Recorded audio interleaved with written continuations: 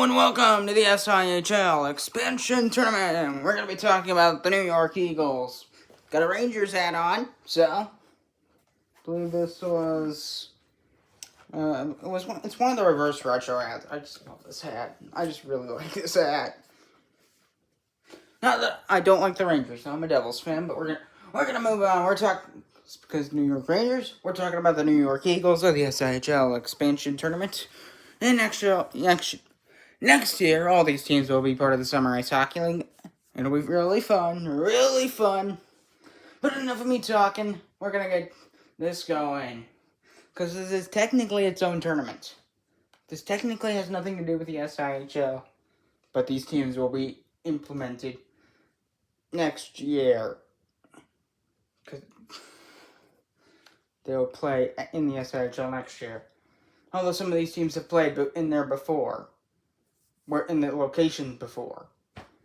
Because it's all relocated teams. But all in tournament. It's fun. That's why I did this. Because it's fun. So here we go. We're going to be talking about the New York Eagles. Enough of me stalling. The New York Eagles, 6-4-1. Overall, 6 wins, 4 losses, 1 overtime loss. That is 13 points. So, we got a lot here to unpack. So we got some stuff. We'll go through this. We'll go through the last 1, 2, 3, 4. The last 5 games. So this 4 of these are part of the 5-game winning streak. So the first one out on the board is 6-5. They get that one. They get their first one of this 5-game winning streak. So at the point it was like 8. They got away. So that's an improvement. 2-3-1. Let's see if it continues. Then in a wild game, they'll defeat the Minnesota North Stars 6-5 in overtime. Crazy game, but they come out victorious. That one, then they followed it up with another game on the road. This time, the Miami Vipers, a 3-1 win. Then they followed that one up with a 4-2 win over the San Diego Sharpshooters, and then they followed that up with a 4-2 win over the Denver Dragons. This one really, because Denver can't score. So you go. Maybe they put a little more fight in.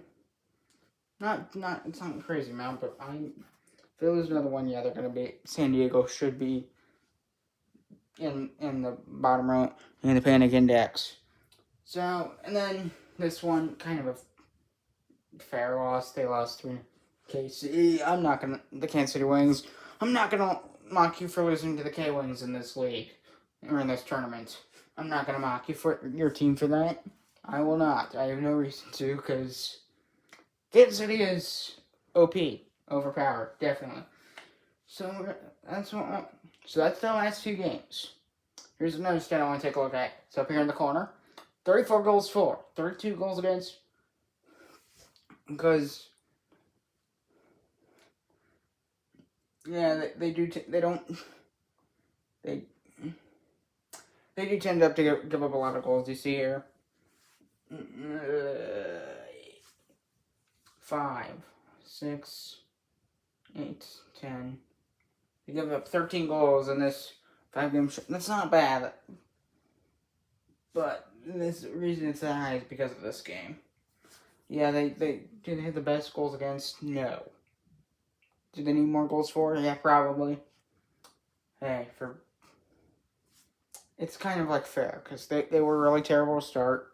That's mostly why it's such a small deficit, because a lot of the other better teams, they have 8, 9, 10 goal differentials, and this team only has 2.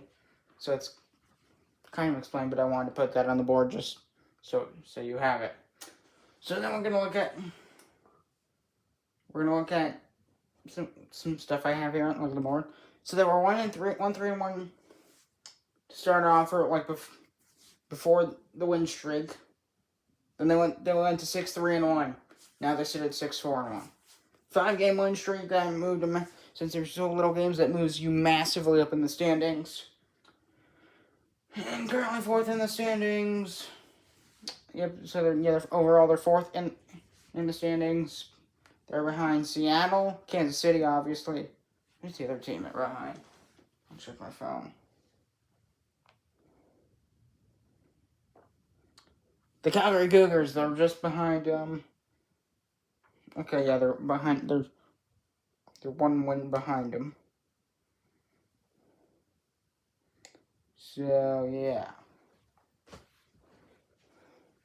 So, and then the question here is, can they keep this up? This is going to be an open-ended question. I say they can. I say they can because the consistency or 5-game win streak, and then the only team you do lose to is the K-Wings. I think that is not a cause for concern.